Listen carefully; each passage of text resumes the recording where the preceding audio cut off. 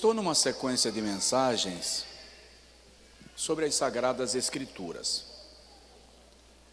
Nós vamos com ela até o final de outubro, provavelmente. Depois a gente vai para um outro assunto de linha doutrinária, tá?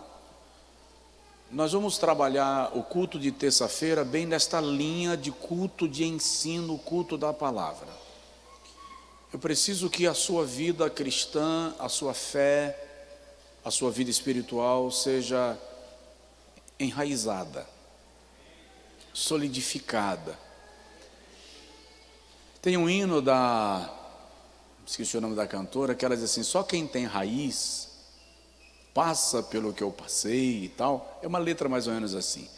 Eu preciso que as nossas raízes sejam aprofundadas, porque os ventos sopram, e quem tem raiz não é arrancado do chão em nenhuma hipótese. Pode até empenar, quebra galho, perde folha, cai fruto, mas está firmado, está sólido, estabilizado. E hoje eu quero falar um pouco sobre poder espiritual pela palavra. Lá na frente eu vou falar sobre combatendo as heresias com a palavra. Vai ser meio azeda, tá? Depois eu vou ministrar um pouco aqui por que eu creio que a Bíblia é a palavra de Deus. Porque está na moda agora querer inventar que a Bíblia não é a palavra de Deus, a Bíblia contém, a Bíblia é um livro ultrapassado. Vamos estudar porque que nós cremos que ela é a palavra de Deus. Amém?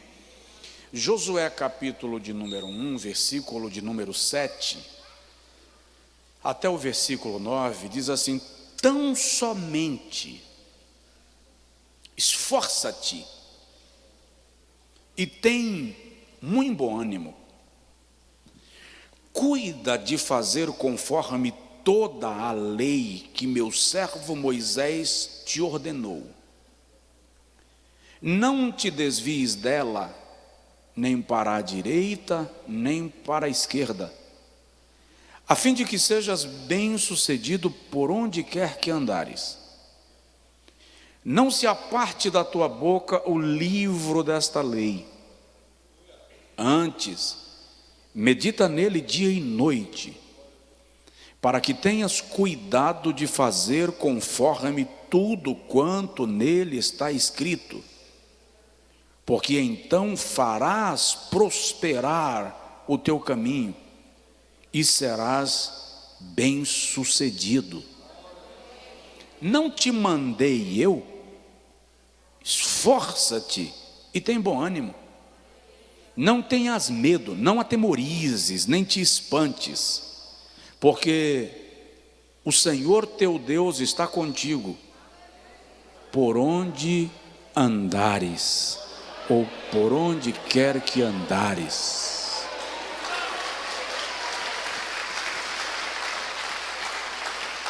Coloca assim a mão no peito e diga comigo: Senhor, fala comigo.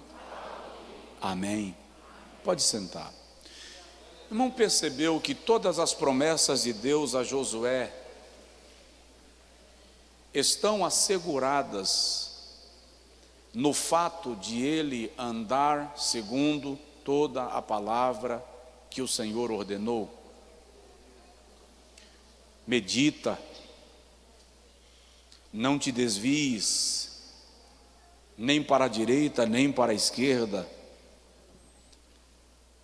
Faze conforme, olha o versículo 7, faze conforme, não te desvie nem para a direita nem para a esquerda, não se aparte da tua boca o livro desta lei, faze conforme tudo quanto nele está escrito.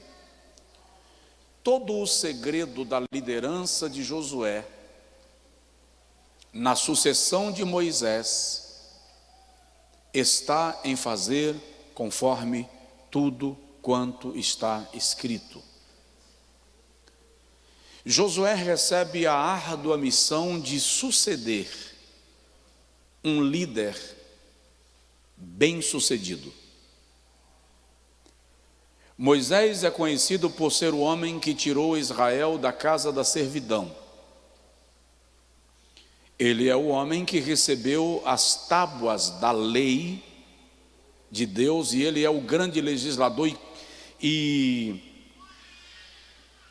vou chamar de construtor da Constituição de Israel.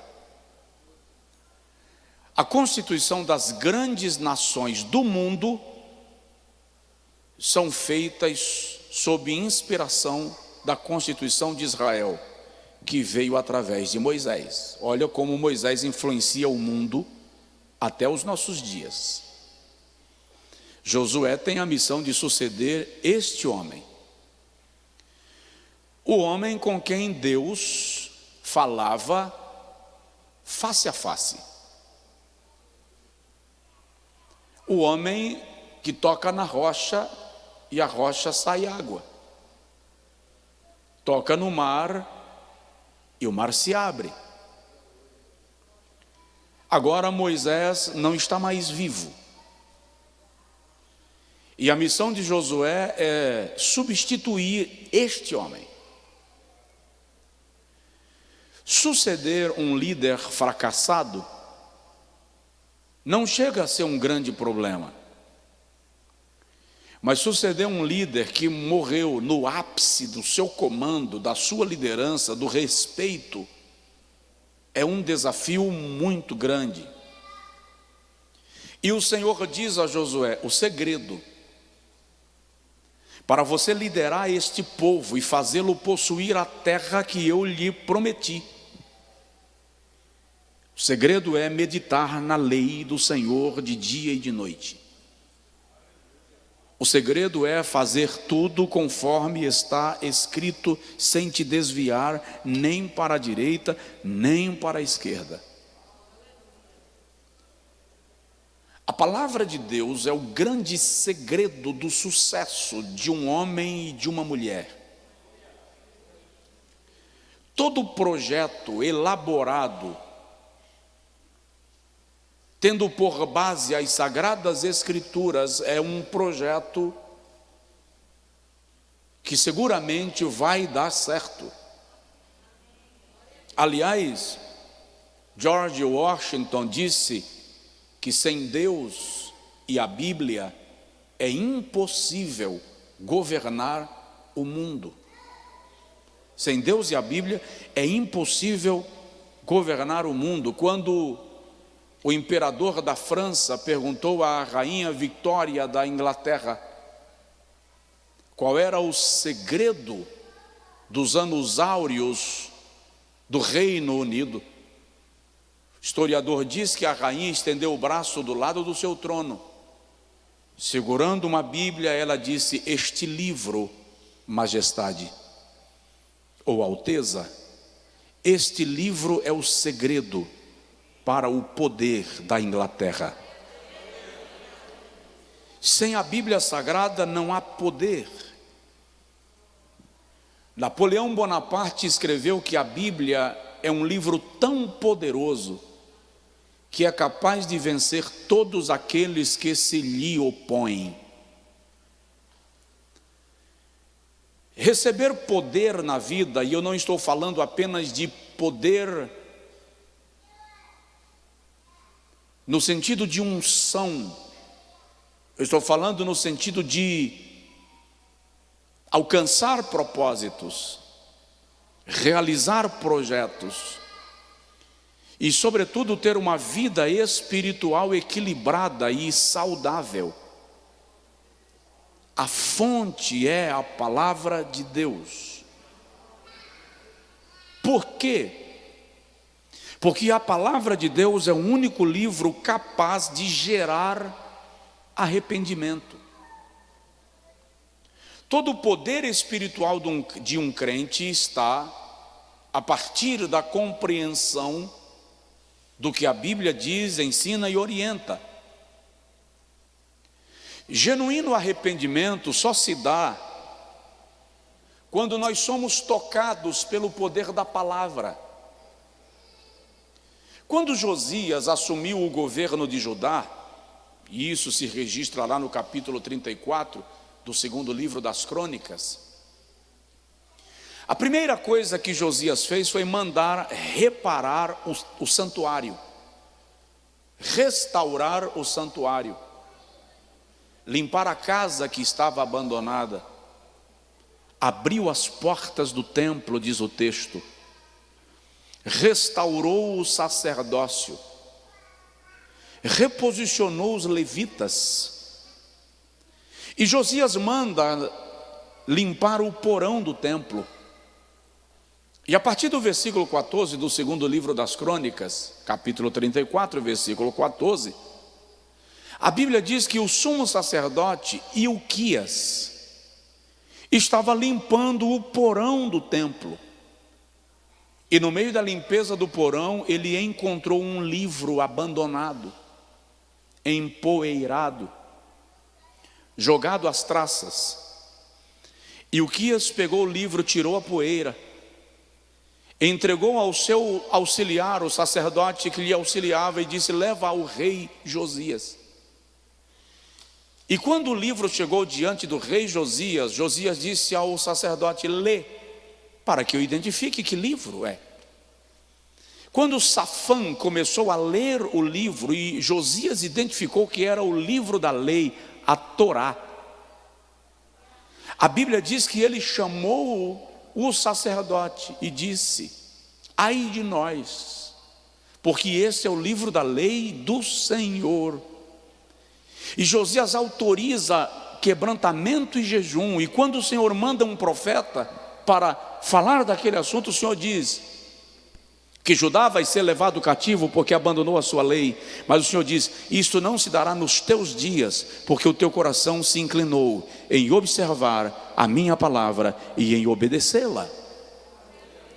Arrependimento só se dá pelo conhecimento da palavra, pela experiência da palavra e pela valorização da palavra.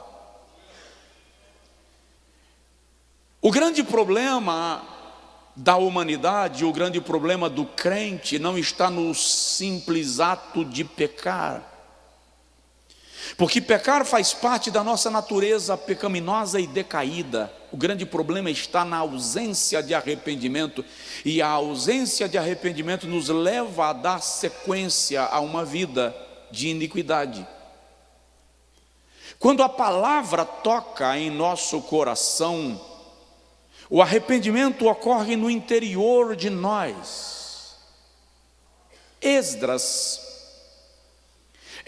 é uma das mentes mais brilhantes da Bíblia. Ele é escriba e sacerdote. E o escriba é aquele que escreve e transcreve os textos da lei. Preste atenção nisso. A lei mosaica é composta de 613 mandamentos. 248 são mandamentos positivos e 365 são mandamentos negativos. 248 era o número dos membros do corpo, segundo a medicina legal da época. 365 se refere aos dias do ano. Os mandamentos negativos eram uma referência àquilo que era obrigado a ser feito, os positivos, e os negativos, aquilo que era terminantemente proibido de ser feito. Um sacerdote e escriba precisava conhecer os 613 mandamentos de cor, em ordem crescente, em ordem decrescente e aleatória. E ele precisava ter a capacidade de alguém chegar para ele e perguntar sobre o mandamento 481, e ele saber exatamente o que era, explicar e aplicar. Nota que é uma mente extremamente capaz. E quando Esdras chega em Jerusalém, voltando da capital do império, já no período posterior ao cativeiro de Babilônia, o cativeiro de Judá, quando Esdras chega em Jerusalém e ele percebe que os homens de Jerusalém havia se casado com mulheres estrangeiras das nações vizinhas, coisa que a lei proibia, A Bíblia diz que Esdras sentou-se, capítulo 4 do livro que leva seu nome, ele senta, capítulo 10, ele senta e chora, ele senta e ora, ele senta e jejua, ele senta e se derrama. E enquanto Esdras ora e chora e se derrama em arrependimento e em confissão, o povo se reúne na praça de Jerusalém, até que alguém levanta e diz assim: Esdras, para de chorar. O pecado é nosso e não teu. E nós estamos contigo nesse negócio. Levanta-te. Aleluia. Fala o que nós temos que fazer, e nós faremos conforme a tua orientação. Como havia muita gente na praça, o que Esdras fez? Agora vem para Neemias capítulo 8. Esdras sobe numa plataforma e separa a multidão em grupos. E na frente de cada grupo, Esdras coloca um ministrante sob sua orientação. Daqui de cima, Esdras vai ler o livro da lei. Ele vai pregar sobre o livro da lei. Isso se deu, diz a Bíblia, desde o amanhecer do dia até o pôr do sol. É o culto mais longo da Bíblia. Esdras fala daqui, o seu ministrante ouve, repete para um grupo, o outro ouve, repete para o grupo, até que todos ouçam o que está sendo dito. A Bíblia diz que no final do dia, toda a nação chorava.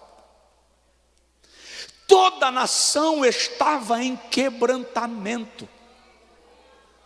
E enquanto eles choravam, Neemias se levanta e disse: ide, comei as gorduras e bebei as doçuras, não vos entristeçais e nem choreis, porque a alegria do Senhor é a vossa força.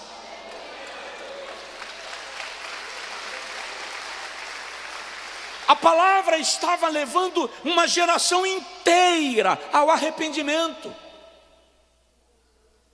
A palavra estava levando uma nação inteira a uma experiência de conversão.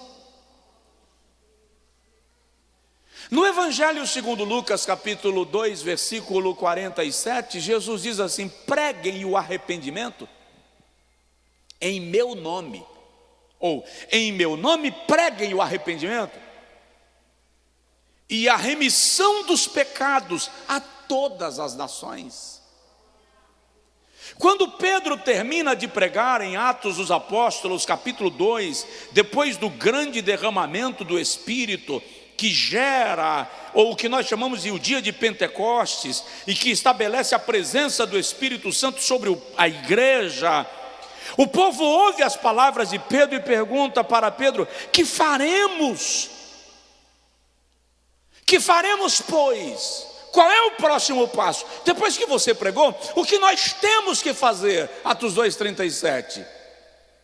Pedro diz no versículo 28, arrependei-vos, para que sejam apagados os vossos pecados, e venham os tempos do refrigério. Tempos de refrigério ali, a palavra grega que Pedro utiliza indica tempo de restauração, tempo de restituição.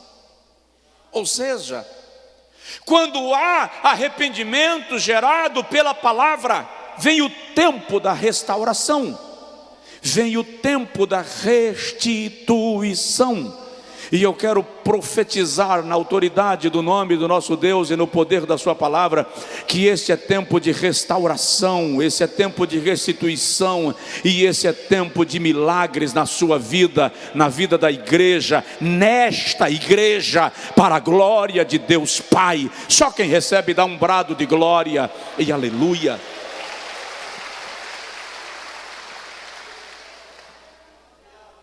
Arrependimento é gerado pela palavra. Então, poder espiritual é gerado pela palavra.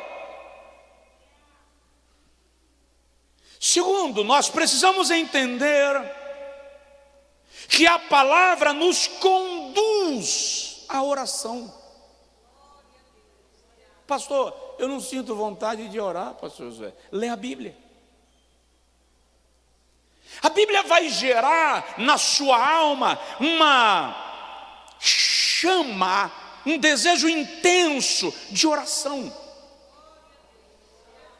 No livro do profeta Daniel, capítulo de número 9, versículo de número 1, 2 e 3, Daniel diz assim, olha: no primeiro ano de Dario, filho de Assuero, da linhagem dos Medos, o qual foi constituído rei sobre o reino dos caldeus, no primeiro ano do seu reinado, eu, Daniel, entendi pelos livros que o número de anos de que falara o Senhor ao profeta Jeremias, que haviam de durar as desolações de Jerusalém, era de 70 anos. Eu, pois, dirigi o meu rosto ao Senhor Deus, para o buscar com oração e súplica, com jejum e saco e cinza. O que leva Daniel à oração é o fato de ter compreendido, pela leitura da profecia, o tempo do cativeiro. Quando a palavra te revela o cenário da tua própria vida, você é compungido a orar, provocado a orar. Atos 2,42, um texto que essa igreja sabe de cor, e se você não souber de cor, semana que vem eu volto a pregar Atos 2,42. Atos 2,42 diz assim: e perseveravam na doutrina dos apóstolos, palavra, na comunhão, no partir do pão e nas orações. Uma igreja que persevera na doutrina é automaticamente uma igreja atraída para a oração. Um povo que ora é um povo diferente, porque a graça de Deus nos é dada, e eu já disse aqui, vou repetir, até para orar é preciso conhecer a Bíblia. Quem ora sem conhecer a Bíblia vem com esse papo banal de vou dar uma ordem para Deus. Como, gente? Vai ler a Bíblia. Vou determinar que Deus é obrigado a cumprir. Como? Vai ler a Bíblia. Se o irmão lê as orações registradas na Bíblia, como a de Moisés, de Esdras, de Neemias, de Jeremias, todas elas estão fundamentadas naquilo que está escrito. Então, para orar é importante conhecer a palavra. Por isso que o Senhor usa Isaías no capítulo 43, versículo 26, e diz assim: procura lembrar-me, entra em juízo comigo, mostra-me as tuas razões. Procura lembrar-me de quê? Vem conversar comigo e apresenta as questões e apresenta as razões. Ore com a palavra. Salmo 119, o salmista diz assim: lembra-te da promessa feita ao teu servo, na qual me fizestes esperar. Davi está dizendo: eu só estou onde estou, eu só fiquei onde estou porque o Senhor me fez uma promessa, e eu estou aqui argumentando baseado na tua promessa. É preciso conhecer aquilo que o Senhor disse. A palavra vai te levar a fazer orações inteligentes, porque oração requer inteligência, sabedoria. Tiago diz: pedis e não recebeis, porque pedis mal. João diz na primeira epístola, capítulo de número 5, versículo 14, que nós sabemos que tudo quanto pedirmos segundo a sua vontade, Ele o fará. Oração não é poção mágica, oração não é varinha de condão, não é abracadabra. Oração é a construção de um pensamento levado a Deus, baseado no seu pensamento. Por isso que Paulo diz aos Coríntios, na primeira carta, capítulo 14, versículo 14 e 15, que aquele que ora no Espírito, pelo Espírito ora bem. Porque a oração precisa estar alinhada com o pensamento de Deus. Romanos capítulo 8, versículo 23 até 26, Paulo falando sobre o gemido do Espírito, o gemido do universo, da natureza e o gemido da igreja. Ele diz que nós não sabemos o que havemos de pedir como convém, mas o Espírito Santo nos ajuda nas nossas fraquezas, e Ele intercede por nós com gemidos inexprimíveis, porque é Ele quem conhece a vontade de Deus, e segundo a vontade de Deus, intercede pelos santos. Diz que você entendeu. Então a palavra vai te levar a orar. O poder espiritual é pela palavra. Eu tenho uma vida de muita oração, mas não tenho paciência de ler a Bíblia. Então você não tem vida de oração, você tem vida religiosa.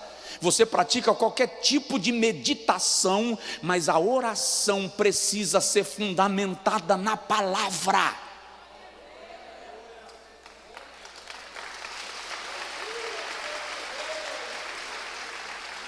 Terceiro, a palavra gera em nós fé. Você quer fé? Quer que a sua fé cresça? Palavra, Bíblia. Lucas capítulo 17, os discípulos conversam com Jesus. Eu gosto muito desse texto, porque eles dizem assim: Senhor, aumenta-nos a fé.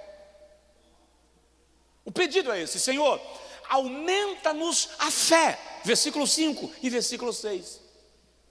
Jesus poderia dizer: receba a fé. Tenha fé, a tua fé te salvou. Eu profetizo fé. Jesus não faz nada disso. Você quer que a fé aumente? Jesus começa dizendo assim: em verdade vos digo que se tiverdes fé do tamanho de um grão de mostarda, falareis ao monte, ele se virará de um lado para o outro lado. E vai ler o texto. Jesus começa a pregar para eles. Jesus começa a ministrar sobre eles ensinamento. Por que Jesus, em vez de orar para que eles tenham fé, por que Jesus, em vez de declarar fé sobre eles, prega, ensina? Porque lá em Romanos capítulo 10, versículo 17, Paulo diz assim: a fé vem pelo ouvir, e o ouvir a palavra de Deus.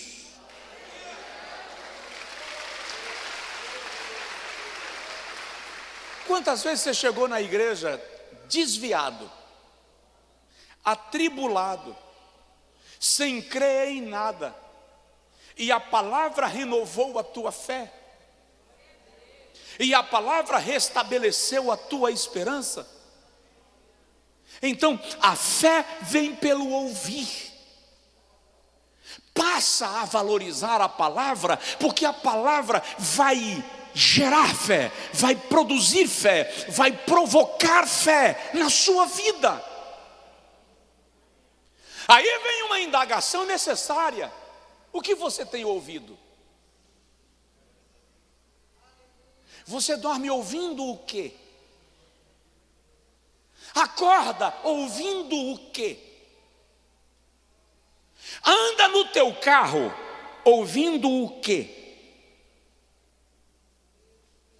Que tipo de música toca no seu veículo enquanto você está no trânsito, no congestionamento? Porque se a fé vem pelo ouvir, e não é ouvir qualquer coisa, é ouvir a palavra, só existe uma forma de a sua fé ser acrescida: é pela palavra de Deus. Por que muito crente é volúvel, vulnerável, sem raiz? Por qualquer coisita abandona a fé, abandona a igreja. Vamos lá para a parábola do semeador? Um semeador saiu a semear a sua semente. E a primeira semente caiu à beira do caminho, e vieram as aves e a comeram. A segunda semente caiu em meio a espinhos, nasceu, cresceu, mas os espinhos sufocaram-na e a mataram. A terceira semente caiu em terreno pedregoso, nasceu, mas não tinha raiz, e porque não tinha raiz, os raios solares lhe a mataram. E a outra caiu em boa terra e produziu a 30, a 60 e a 100. Qual é a semente? Jesus explica em Lucas 10, versículo 8, quando ele narra a parábola. A semente é a palavra de Deus. Se a semente é a palavra, essa é a única parábola que Jesus narra e explica imediatamente. A semente que caiu à beira do caminho é aquele que ouve a palavra, mas não aguarda, e quando ele sai, logo vem as aves, as tribulações, as questões da vida, as ocupações, e a palavra não germina. Aquele cuja palavra caiu em meio a espinhos é o que ouve a palavra e a aceita, mas as tribulações da vida e as ambições do tempo presente sufocam a palavra, de modo que ela não produz. E aquela que caiu em terreno pedregoso é aquele que ouve a palavra, mas não tem raiz, é superficial, portanto não tem fundamentação. O que ouve a palavra e a coloca em prática, ou aquela que caiu em boa terra, é o que ouve a palavra, coloca em prática e ela frutifica e ele produz. Tem muito crente na igreja ouvindo a palavra, mas presta atenção, a palavra é a semente, o meu e o seu coração é o solo. A grande pergunta é: que tipo de solo é o meu e o seu coração? Tem alguém do seu lado? Pergunta para ele: que tipo de solo é o seu coração? Tem gente que o coração está carregado de espinhos, a palavra é sufocada. Tem outros que estão na igreja, vêm para o culto, mas o ouvido é portátil. Então na hora de sair de casa, tira o ouvido de dentro da orelha, coloca numa caixinha de porta-joia, guarda, e vem para a igreja com um abanador, mas o ouvido ficou em casa. Ouve, mas não ouve, ouve, mas não recebe. Está aqui, mas a mente está na série, está no problema com o marido, está no problema com a namorada. A palavra não gera resultado. Mas tem o outro que ouve a palavra e é lindo e aplaude, que maravilha, e que gostoso, e que Deus é maravilhoso, aleluia. Mas não aprofunda, porque fica de ponto em ponto buscando lanche. Crente que vive de pipoca, que vive de pizza, que vive de coxinha, ei, mata a fome, mas não sustenta. Tira o apetite, mas não tem, como diz o mineiro, não tem sustância, não tem tutano, não te dá vida, não te sustenta. Aprende que púlpito é mesa, mesa é altar, aqui serve comida, então come nervo, come tutano, come comida sólida, porque isso vai te fortalecer para a viagem. A palavra gera fé, fortalece a fé, estimula a fé. O problema, eu disse esses dias numa grande igreja do Brasil, que fé para nós é a capacidade de gerar milagres. Para a igreja primitiva, a fé era, antes de qualquer coisa, a capacidade de permanecer fiel, ainda que na perseguição. E isso só é gerado pela palavra. Diga amém. Diga comigo: Senhor, aumenta a minha fé. O Senhor vai te responder agora através do pregador: ouve a minha palavra, meu servo, que a tua fé cresce. Quarto,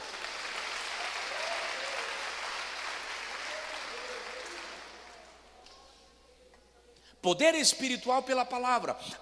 A palavra gera arrependimento. A palavra conduz à oração. A palavra gera fé. A palavra gera avivamento.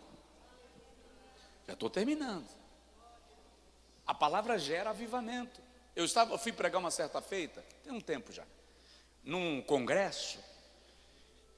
E no domingo pela manhã, quando eu cheguei no ginásio, estava lotado. Ainda lembro da cena.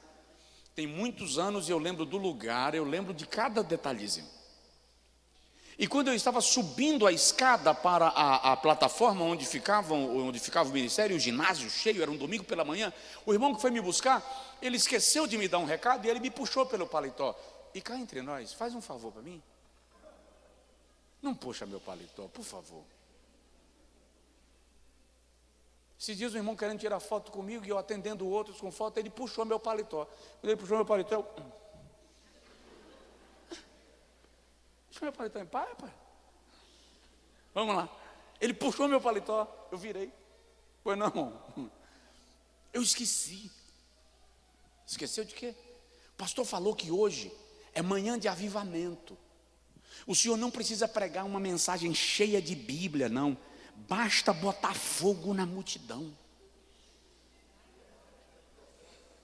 Irmão, literalmente, eu estava subindo a escada. Quando ele puxou o paletó que falou isso, eu respondi assim. Eu fiz assim: me explica como é que faz isso. Bota fogo sem palavra? Fogo de palha? Ei, eu ia para a roça dos meus avós todo final de semana. Sexta-feira, quando terminava a aula, eu já ia para a roça, porque eu ia catar mamona sexta tarde, sábado o dia inteiro, para domingo de manhã voltar para o Angico trazendo o que eu tivesse catado de mamona para vender no quilo e ajudar meu pai a comprar tutano para eu comer a semana toda. Agora presta atenção, eu aprendi nesse cenário, lá na roça, quando eu ia acender o fogão a lenha, eu chegava lá perto do fogo e fazia assim, ó. Aí a cinza enchia minha boca, meu nariz, meus olhos, era um caso. Minha avó chegava e dizia: não é assim não, menino, pelo amor de Deus. Ensino todo dia e não aprende. Aí ela reunia os tições, os pedaços de madeira, pegava um abanador feito de tampo, de palha de uricuri, palha de coqueiro. Se não achasse o abanador, a tampa do caldeirão serve. Aí ela fazia assim, ó, para tirar a cinza. Embaixo da cinza você via a brasa. Aí ela derramava umas gotinhas de azeite. Agora era só fazer assim, ó. Pegou. Eu e você precisamos entender que o fogo não é resultado das técnicas do pregador. E se o fogo acendeu por causa da habilidade do pregador em acender fogo, ele apaga assim que o culto termina. Porém, o fogo que é acendido pela palavra, você vai para casa e a brasa permanece viva na sua alma. O seu coração queima, independente de estar no templo. Por isso que o salmista diz no Salmo 29: a tua palavra acende labaredas de fogo. Salmo 39: enquanto eu meditava, um fogo se acendeu dentro de mim. Ezequiel 37, a grande visão do vale de ossos secos. E o Senhor pergunta a Ezequiel: esses ossos poderão viver, filho do homem? E Ezequiel diz assim: Senhor, tu sabes. Alguns estudiosos dizem que aquela resposta é: se tu quiseres, podem. O Senhor diz assim: profetiza. Profetiza a este vale de ossos secos e dize-lhe a minha palavra. Não há defunto que não levante pelo poder da palavra. Não há igreja morta que não ressuscite pelo poder da palavra. Não há crente morto que não levante pelo poder da palavra. Não há crente frio que não seja aquecido pelo poder da palavra. Não há crente desanimado que não seja animado pelo poder da palavra. Recebe a palavra de Deus em sua vida e seja fortalecido, seja animado, seja cheio do poder de Deus pela palavra. Avivamento sem Bíblia não é avivamento, gente.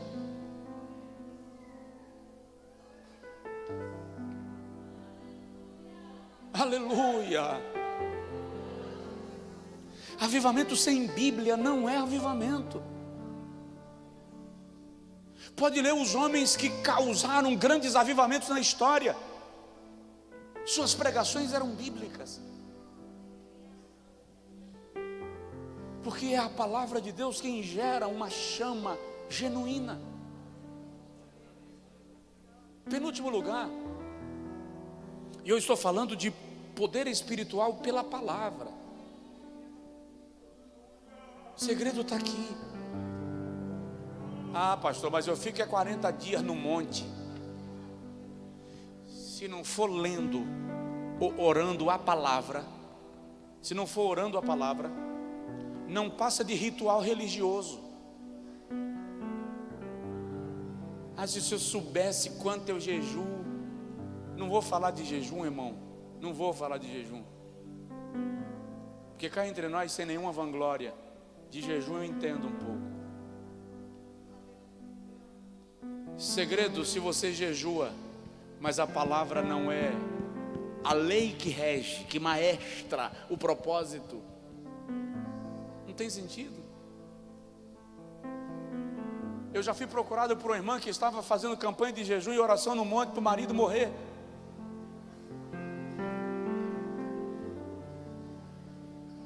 Tem alguma aqui? Levanta a mão.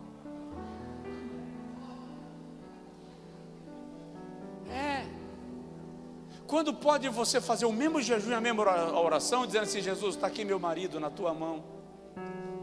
Jesus, é um pedaço de nervo, é carne de percurso, mestre, é madeira dura, trata, porque o Senhor é carpinteiro.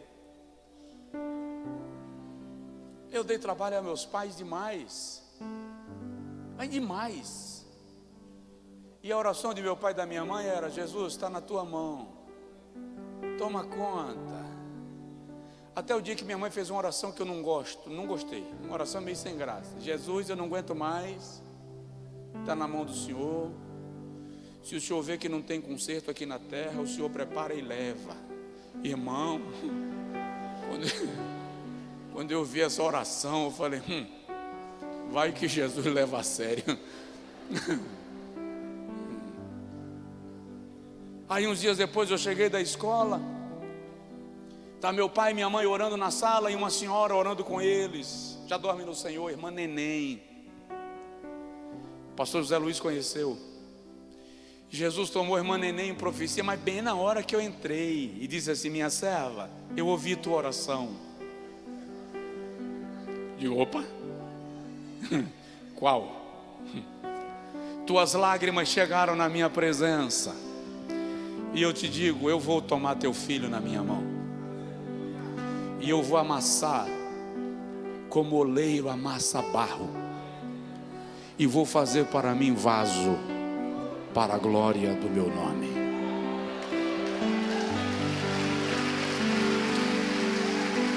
Aleluia.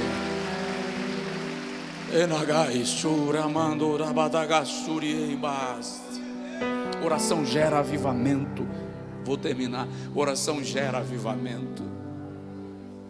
Coloca a mão assim no peito E diga comigo: Senhor, aviva-me, incendeia o meu coração. Fica de pé, por favor. Eu ainda iria falar, mas deixo só aí para você raciocinar. A palavra gera autoridade. A palavra gera autoridade. Aleluia. Anagai show, irmão, jure, mas show me agas.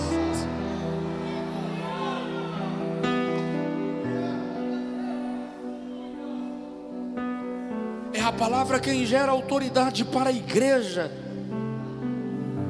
Paulo chega a dizer que a palavra é apta para convencer os contradizentes. E a palavra gera prosperidade.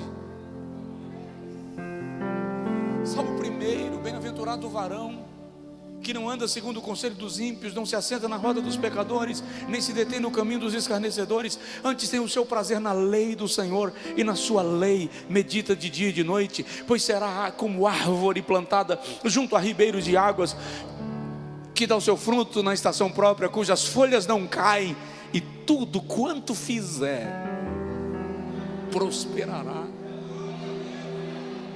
Seu crescimento é pela palavra de Deus. A sua expansão é pela palavra de Deus.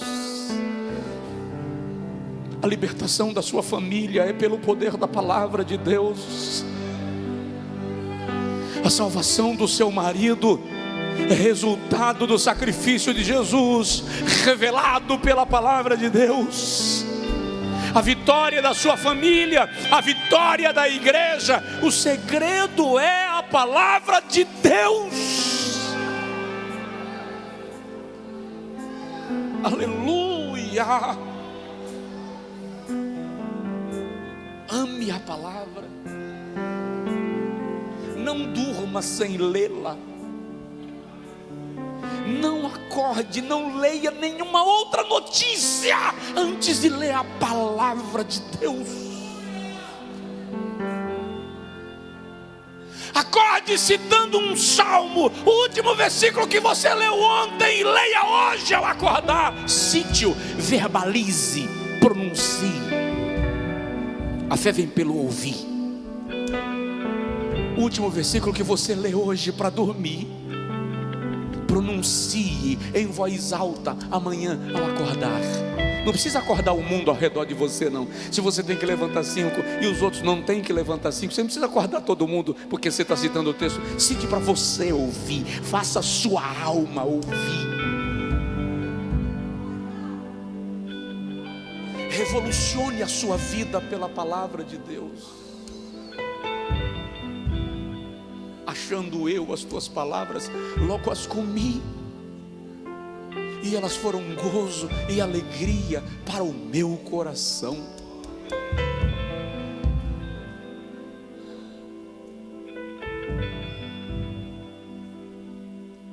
Ai de mim, ai de você, sem a palavra de Deus. Ai de mim nas minhas agruras, nos meus embates, nas minhas angústias, se eu não me refugiar nela, porque ela traz a palavra, ela traz a mensagem que a alma precisa para ser fortalecida. Espírito Santo, aplica esta palavra na vida da tua igreja, os que estão em casa. Não deixa ninguém sair agora da conexão, Senhor. Que todos sejam agora profundamente marcados pela tua palavra.